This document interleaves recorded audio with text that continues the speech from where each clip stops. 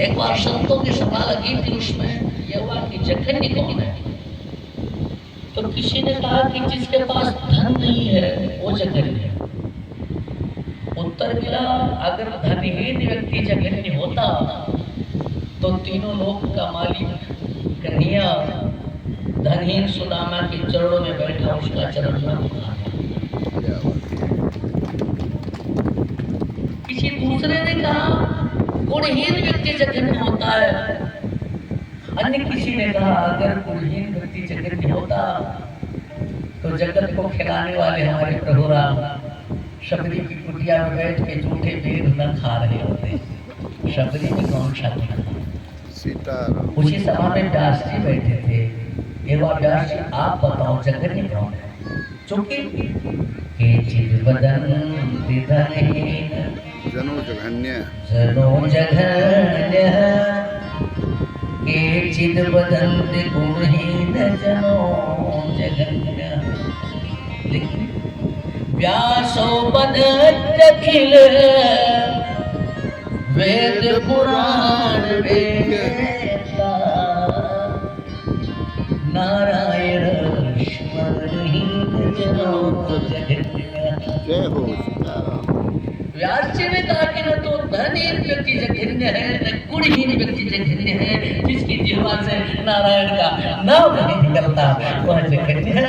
आइए सभी प्रेम से कीर्तन करते हैं। सीताराम सीताराम सीताराम जय सीताराम सीताराम सीताराम सीताराम जय सीताराम सीताराम सीताराम सीताराम जय सीताराम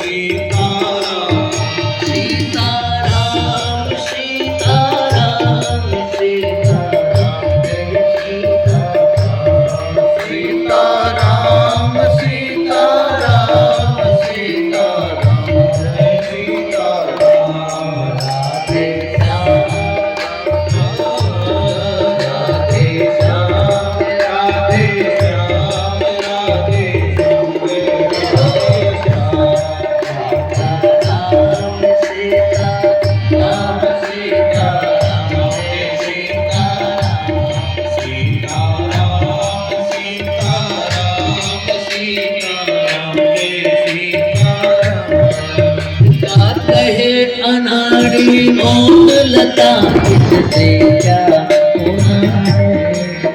क्या कहे अनाड़ी मौत लता इससे क्या होना है? सच सच बतलाओ प्रेम जन ये सच्चा सोना है। सच सच बतलाओ प्रेम जन ये सच्चा सोना करके देखो श्रद्धा से करके देखो श्रद्धा से पूरा होगा सबका। सीताराम सीताराम सीताराम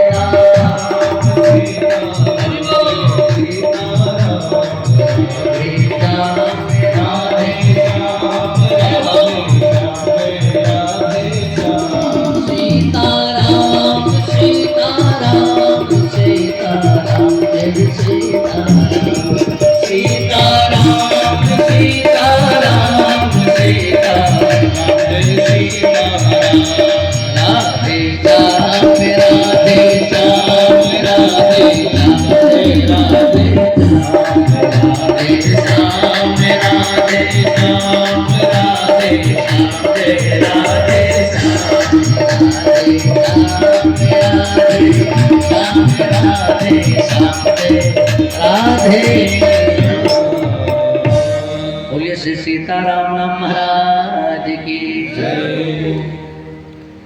सादर शिव ही नारी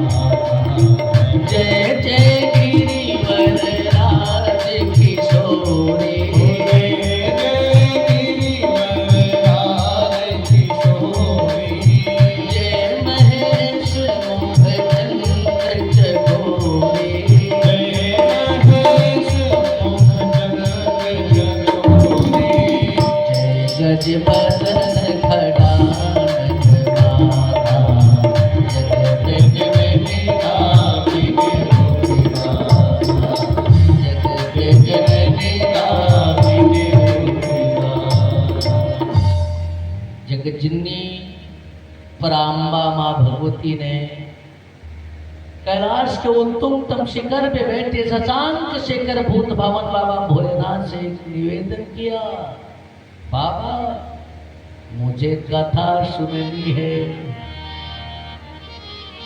कथा जो सकल लोक हितकारी, कथा जो सकल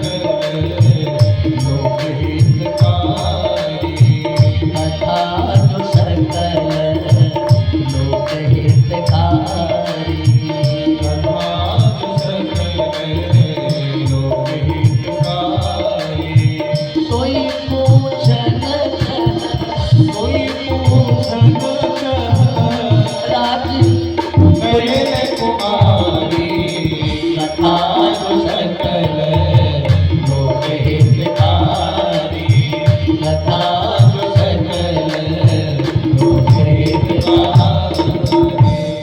बाबा मुझे वो कथा सुननी है जिसमें लोक हित छुपा हो।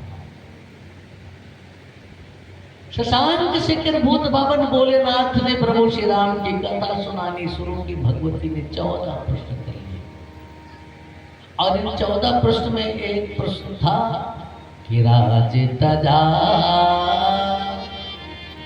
सो दोषन का, प्रभु में ऐसा कौन सा दोष आ गया कि चक्रवर्ती नरेश ने उन्हें अयोध्या से निकाल दिया, देश निकाला देते। क्योंकि किसी को घर से निकालना, किसी को देश से निकालना एक प्रकार का दंड है ना। शायद भगवान ने कोई अपराध किया होगा। कौन सा दोष था?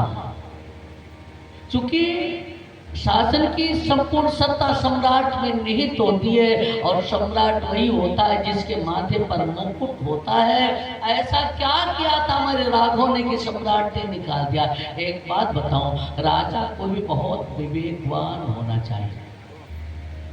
एक बार तीर्थराज प्रयाग की धरती पर चुनावी सभा लगी थी। पंडित कमलापत त्रिपाठी के अच्छे लोग, राजनीतिक लोग हैं, सच्चिदानंद जी लोग बैठे हैं, इसलिए निवेदन कर रहा हूं। और पंडित त्रिवेणी राय जी पंडित जी की सभा को संबोधित कर रहे थे, बोलने के लिए खड़े हुए थे वो संचालक जी त्रिवेणी राय। तो उन्होंने कहा, अब मैं स्वर्गीय कमलापत त्रिपाठी जी से निवेदन करता हूं, आप लोगों के बीच खड़े होकर के अपना विचार रखें।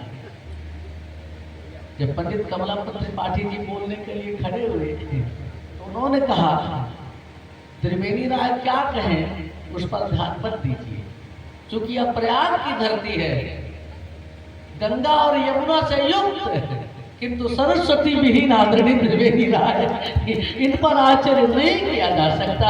तो शासन को सरस्वती विहीन नहीं होना चाहिए, और जब सरस्वती ही व्यवस्था बिगाड़ने पर तुल जाए तो राम राज्य कभी कभी रुक जाता है।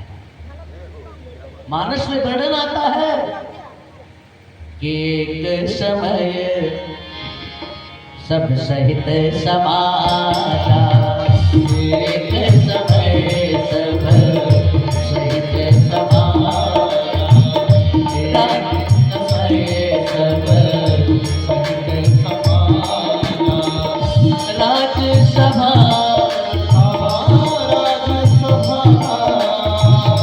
राज्यसभा रघुराज विराजा, एक समय सब सहित समाजा, एक समय सब सहित समाजा। एक समय की बात, चक्रवर्ती नरेश महाराज दशरथ सभा में विद्यमान थे। सभा लगी थी और संयोग से उन्होंने दर्पण उठाया मुंह देखने। दर्पण माने शीशा, शीशा जानते हैं ना, बहुत ईमानदार है साहब, चापलूसी नहीं करता, झूठ नहीं बोलता। हाँ, अब चापलूसी करनी है, नाक चपटी है प्याज की तरह। और पूछा देवी जी ने, मैं कैसी ला रहे, बहुत खूब लग रही हो। अब कहते कि नाक गड़बड़ है तो सब्जी में मिर्ची ज्यादा हो जाएगी। लेकिन दर्पण ऐसा ईमानदार है कि झूठ नहीं बोलता। चक्रवर्ती नरेश ने दर्पण हाथ में लिया, राय सुभाय मुकुर कर लीना, बदन बिलोकी मुकुट समकीना। दर्पण में अपना मुख देखा तो देखा कि मुकुट थोड़ा सा टेढ़ा हो गया था, तो मुकुट को सीधा किया। अच्छा, जब इधर सीधा करने लगे तो इधर थोड़ा सा उठ गया, तो उन्हें दिखा कि श्रवण समीप भय सिद्ध के साथ, कान के बगल में कुछ सफेद बाल दिखे। मन हो जरट पनेश उपदेशा। उन सफेद बालों को देखकर चक्रवर्ती महाराज दशरथ ने ये नहीं कहा कि काला पेट लाओ काला कर दो, मानो उन सफेद बालों ने एक उपदेश दिया। क्या? अब वृद्धापन आ रहा है। एक संदेश मिला कि चली जा रही है उम्र धीरे धीरे, चली जा रही है उम्र धीरे धीरे, चली जा रही है उम्र धीरे धीरे, चली जा रही है उम्र धीरे धीरे। सुबह शाम और दोपहर धीरे धीरे, सुबह शाम और दोपहर धीरे धीरे, चली जा रही है उम्र धीरे धीरे, चली जा रही है उम्र धीरे धीरे।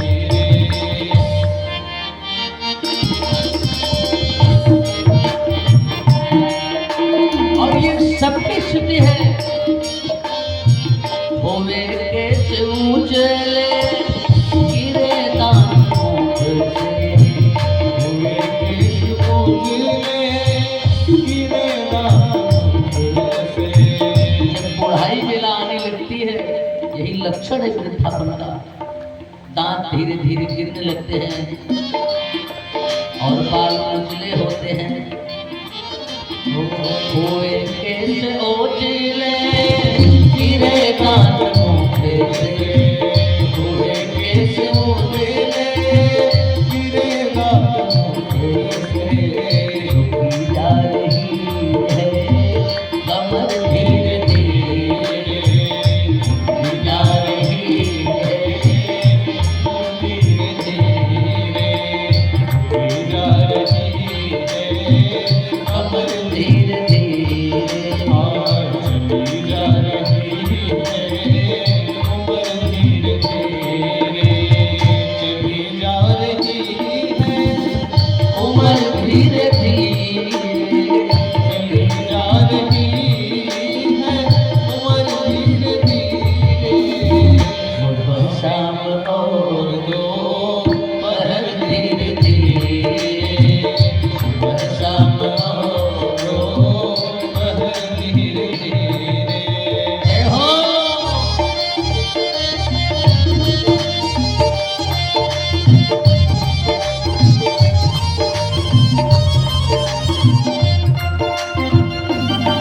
इसलिए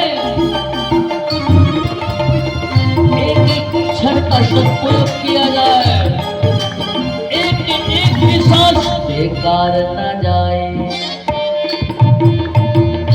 चक्रवर्ती नरेश महाराज दशरथ ने सोचा अब सत्ता हस्तांतरित कर दी जाए। उम्र आगे बढ़ रही हो, अने जब 50 के से आगे उम्र बढ़े और संतान व्यवस्था संभालने के लायक हो जाए तो जिम्मेदारी उनको दे देनी चाहिए। हाँ, 50 के बाद कौन सी गिनती आती है बिटिया? 51 ना 52, माने वन के संकेत मिल रहे हैं। 50 के बाद ध्यान घर पे नहीं लगाना चाहिए। और जोगिंदर सिंह जी 51, 52, माने घर भी रहे तो उसी तरह रहे जैसे व्यक्ति मन में रहता है, धीरे धीरे निष्क्रिय हो जाए, वो इच्छे निर्लिप्त होते जाए। महाराज चक्रवर्ती नरेश ने सभासदों से एक निवेदन किया। एक सामाजिक व्यवस्था है कि पुत्रों पर डाल राजभार, राजाओं का है धर्म यही, चौथापन प्रभु की आद मेरे गृहस्थियों का है कर्म यही, चौथापन प्रभु की आद मेरे गृहस्थियों का है कर्म यही, चौथापन की आद मेरे गृहस्थियों का है कर्म यही। लेकिन मैं मेरा चौथा पर आ गया और अभी तक इन भोग विलास से तृप्ति नहीं मिली, इसलिए चिंतन किया। वृंदावन बिहारी लाल की। हम मेरा मेरा करते करते तो दिन की नाई ढलता है, बदली ने रंगत बदली है, सूरज पश्चिम को जलता है, बदली ने रंगत बदली है, सूरज पश्चिम को जलता है, बदली ने रंगत बदली है, सूरज पश्चिम को जलता है।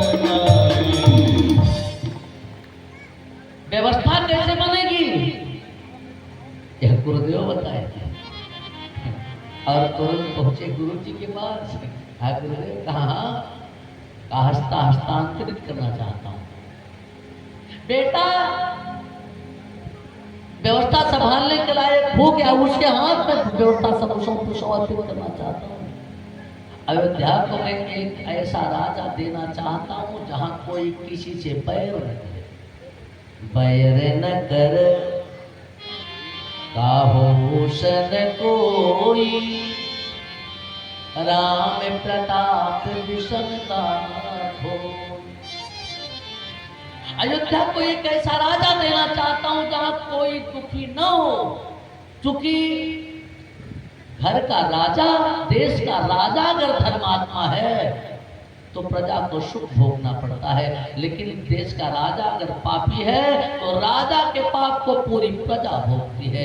घर का मालिक या घर की मालकिन अगर धर्मात्मा है तो पूरे घर में सुख का साम्राज्य होगा, लेकिन घर का मालिक या मालकिन अगर पाप करने वाले हैं तो पूरे परिवार को दुख भोगना है। 7 नीतियां आती हैं, अतिवृष्टि अनावृष्टि मूषका सलभासुका स्वचक्रम पर चक्रम च शक्ति स्मिता। तो राम धर्मात्मा है, ऐसा राज्य दे, ऐसा राजा देना चाहता हूं कि मांगे बारिश दे ही जल, रामचंद्र के राज। हाँ, मांगने पर पानी मिल जाए। नाथ राम करिए उपराजो, करी कृपा करिए समाज। आप कृपा करके आदेश मुझे दीजिए, एक बढ़िया सा मुहूर्त निकालिए कि मैं राम जी को युवराज बना दूं, अयोध्या को ऐसा राजा दे दूं। गुरु जी ने कहा बहुत अच्छा विचार है राजन, बहुत उत्तम विचार है। एक बात ध्यान दें, गुरु को शिष्य के मोह में पड़कर कभी भी उसकी झूठी प्रशंसा नहीं करनी चाहिए। सचियो वैद्य गुरु तीन जो, प्रिय भो नहीं भयास, तो राज धर्म तन तीन कर भोजी बेगी नाश। कहा आप मोह पूछ रहे हो, राम जी को राजा बनाना है, अच्छा काम जितनी जल्दी हो जाए उतनी जल्दी कर लेना चाहिए, खराब काम जितना टाले उसको उतना टालिए, लेकिन अच्छा काम अतिशीघ्र करिए, कल पे मत छोड़िए। बेगी विलंबन करिए निपुण, साजी सबोई समाज, सुदिन सुमंगल तबहि जब, राम हो युवराज।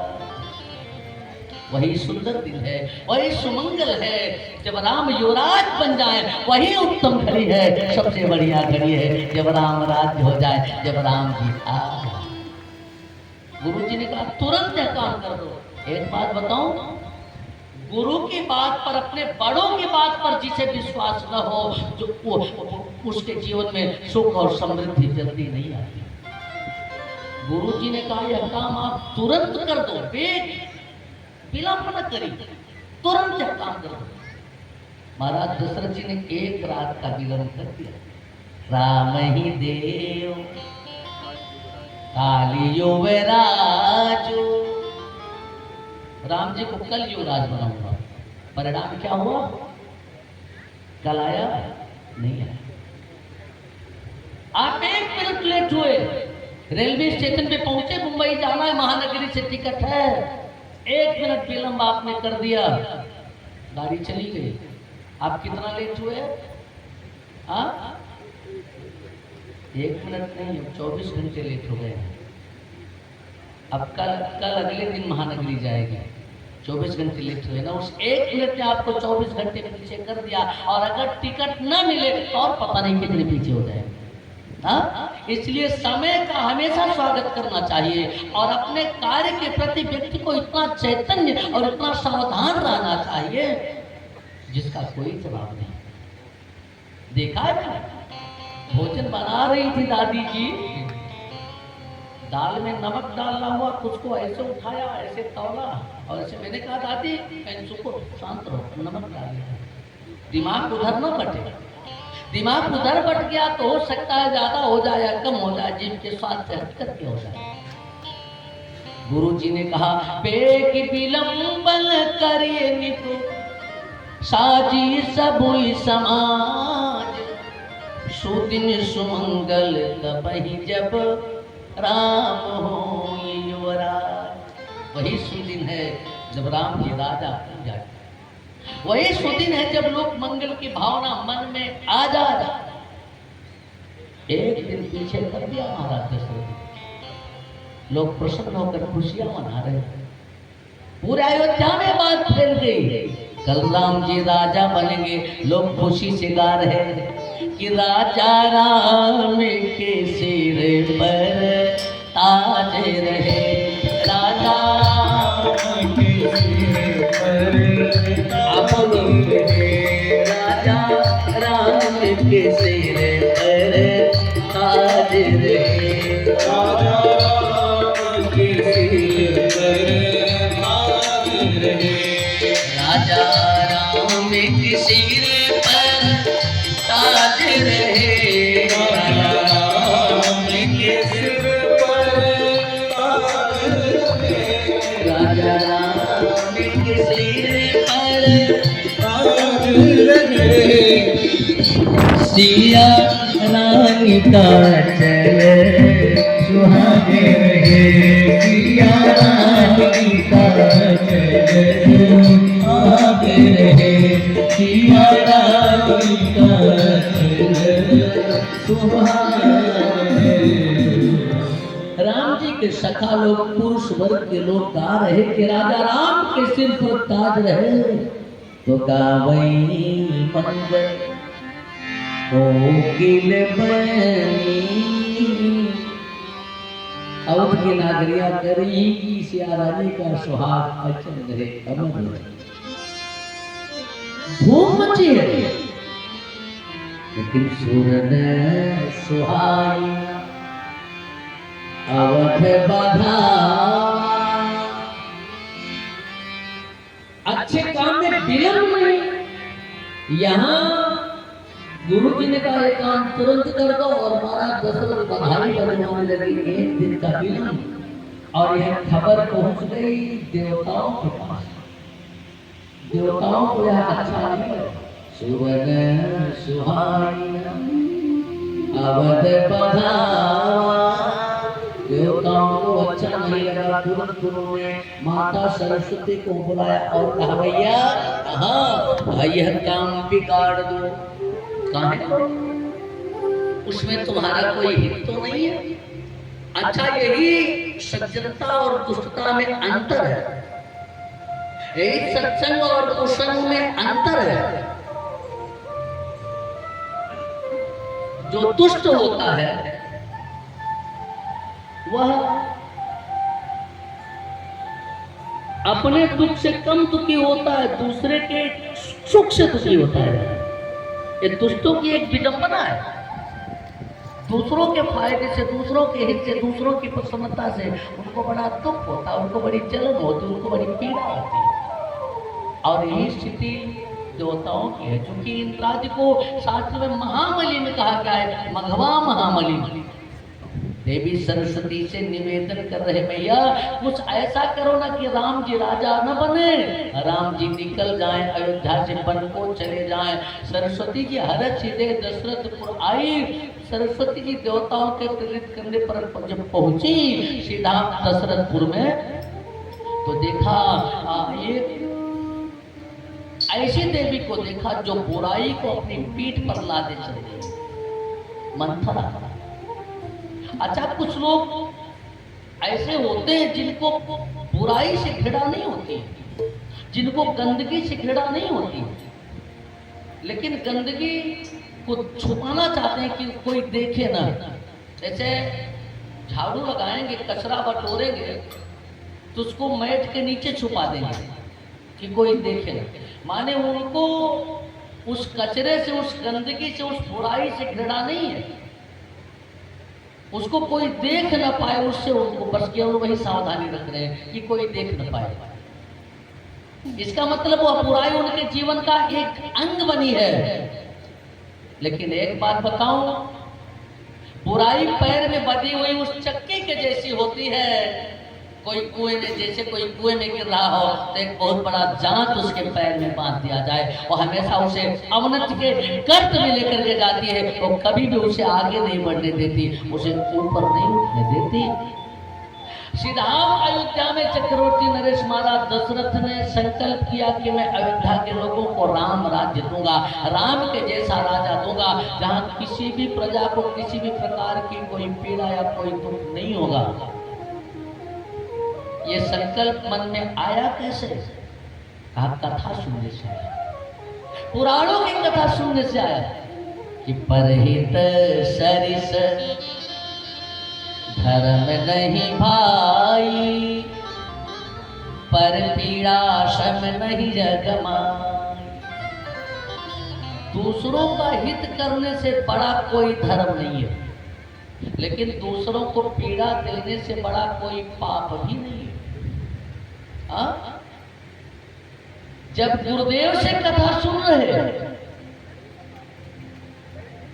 जब पुराण की कथा सुन रहे, तो लोक कल्याण की भावना मन में जगी कि जगत का कल्याण हो।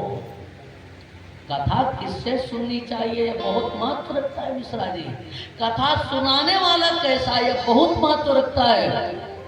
अब प्रमाण देख लें, अयोध्या के लोग जब चक्रवर्ती नरेश महाराज दशरथ आदि जब गुरु जी से कथा सुन रहे, विश्वा वशिष्ठ से कथा सुन रहे, तो राम राज्य की परिकल्पना किया। लेकिन जब मंथरा कथा सुनाने लगी तो वहीं से व्यवस्था बिगड़ी। अयोध्या के घर घर हो ही पुराना, अयोध्या के घर में पुराण की कथा होती है, और सुनाने वाला कौन है? आप गुरुदेव वशिष्ठ हैं या वशिष्ठ के जैसे कोई लोग हैं। लेकिन जब मंथरा कथा सुनानी शुरू की तो पुराण की कथा नहीं सुनाया। कहा कहे से कथा सत शब्द के जही विधि बाढ़ विरोध।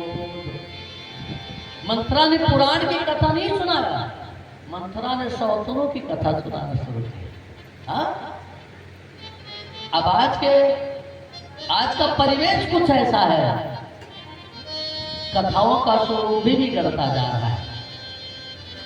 लोकहित की भावना तिरोहित होती जा रही है। उस व्यक्ति का अपने हित की भावना से वह प्रदर्शन कर रहा है। और उसका परिणाम, अरे जब अयोध्या जैसा साम्राज्य बिगड़ गया, नहीं बचा, तो आप कैसे बचेंगे, हम कैसे बचेंगे। इसलिए बहुत सावधानी से के साथ वक्ता का चुनाव करना चाहिए, कथावाचक का चुनाव करना चाहिए। मंथरा ने देखा अयोध्या में लोग झूम रहे, गा रहे हैं, पूछा ये उत्साह काहे को है। किसी ने कहा बावरी तुझे पता नहीं, कल हमारे राम जी राजा बनेंगे, प्रतिज्ञा कर लिया, तख्त ही पलट दोगे। और भरत मातो पर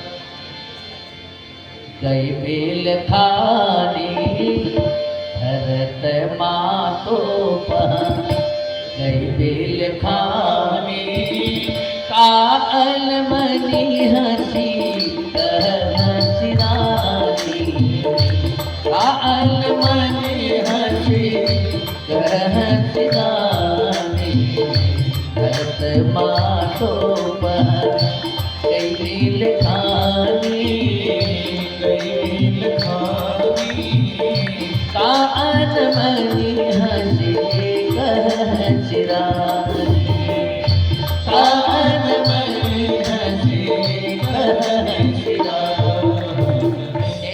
तू रो काहे को रही। हाँ सुना, लेकिन एक बात बताऊं, जिसके मन में ईर्ष्या वशी होती है, ईर्ष्या का सबसे बड़ा वरदान यही है कि वो जिस घर में पैदा होती है सबसे पहले उसी घर को जलाती है। जिस व्यक्ति के मन में ईर्ष्या पैदा होती है सबसे पहले उसी को जलाती है। अगर देख रही पड़ोसन की बढ़िया साड़ी है, पड़ोसन के प्रति मन में ईर्ष्या के भाव हो गए, तो आपकी अपनी साड़ी आपको सुख नहीं देगी, बल्कि पड़ोसन की बढ़िया साड़ी आपको दुख देगी। हाँ, इसलिए ईर्ष्या का भाव नहीं होना चाहिए। और मंथरा ईर्ष्या का ही मूर्त रूप है। अच्छा, मंथरा जानते हैं आप लोग? मंथरा को देखा है कि नहीं देखा? नहीं देखा। फल में एक फल होता है संतरा, संतरा देखा है कि नहीं? संतरा तो सबने देखा होगा। आचार्य जी, फलों में जो स्थिति संतरा की है, स्थितियों में वही स्थिति मंथरा की है। जैसे फलों में संतरा, वैसे नारियों में मंथरा। ऊपर से देखने में बहुत सुंदर संतरा, लेकिन जब उसका छिलका हटाओ तो जितनी फांकी होती मार्जत आप सब अलग जाती है। ऐसे मंथरा ऊपर से देखने में तो बहुत बढ़िया, लेकिन एक साथ रहने वाले लोग उसे अच्छे नहीं लगेंगे। वो तब खरे पहुंचे हैं जब सास कथा सुनेंगे। कहीं कहा दुल्हीन कहो कालू तुम खनवा बनो,